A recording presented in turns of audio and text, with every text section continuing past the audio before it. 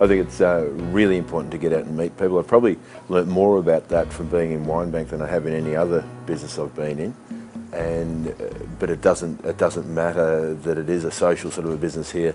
As a builder, I should have spent more time getting out to meet more people and making an effort in those areas, and that would have benefited the building business. I mean, our building business is a good business, but the more people you meet, the more times your phone rings. All these things come from knowing people. Good people, either suppliers, either your customers, either your employees, no matter who it is, your mentors, your people giving you advice.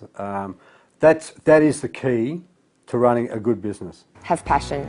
If you don't have passion for what you're about to go into as a business, don't do it. Even if you're half-hearted, don't do it, because when you're working 100 hours a week for that business and you don't love what it is you're actually doing it, you hate it, like, I don't know, digging chicken manure or whatever, I don't know, but it's going to be pretty hard to get up and go to work 100 hours a week or whatever it is you need to do the job and get it done if you don't love it or are inspired by it or passionate about it. Be really clear about the outcomes that you want to achieve, and to make sure that those outcomes include an understanding of of how your business will impact on people outside of your business, so your family, your friends and your community. And don't just say, I want to run my business because I want a great lifestyle. Actually make the outcomes measurable. So is it that you want to be at home 3 nights a week to put the kids to bed? Is it that you want to be able to go running 3 mornings a week? Is it that you want to be able to go on holiday for 3 months of the year? I think the number one would be always act in the best interest for the client and the candidates. So always have them as the number one priority and then work back from there. Write down some goals.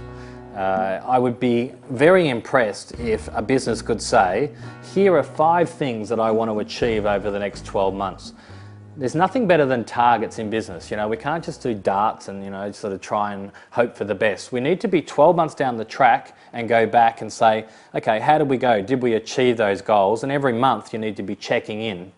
Do your due diligence, borrow money. You know, if you've done your sums right and you can borrow some money, don't be scared to borrow money, because it is so slow if you try and earn the money first before you spend it. So borrow the money, put in place the things you need in place, you know, plant, equipment, whatever it might be, but don't be scared. If the bank thinks you're worthwhile, it will be worthwhile. When you come to a point where you're ready to hire staff, make sure that you're very aware and conscious of the process and that you're hiring the right people and then treating them well when they're on board to keep them happy. You've got to have a really good support crew behind you.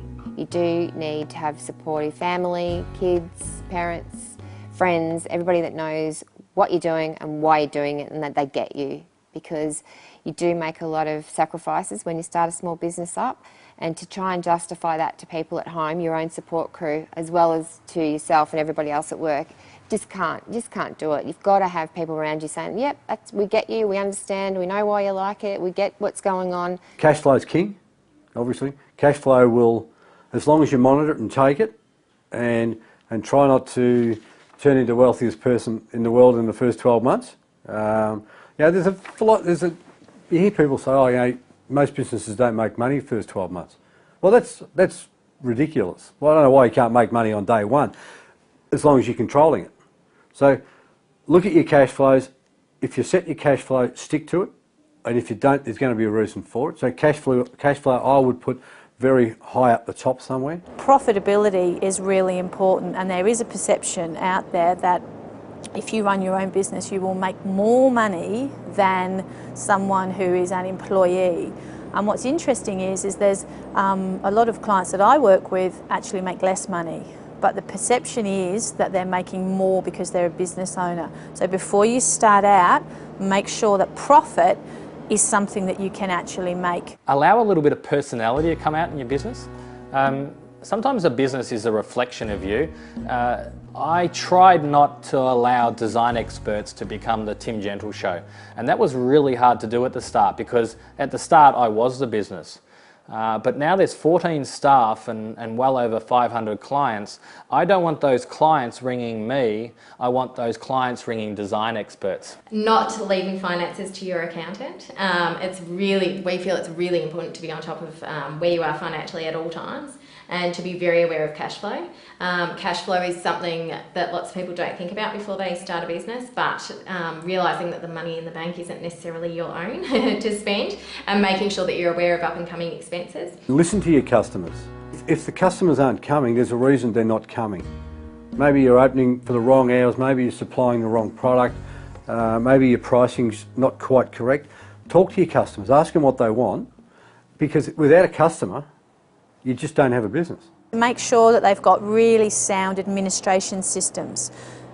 If you've got good administration systems in place, it means that you can actually take yourself out of the business and it can run without you. So that means it's the difference between having a job and having a business.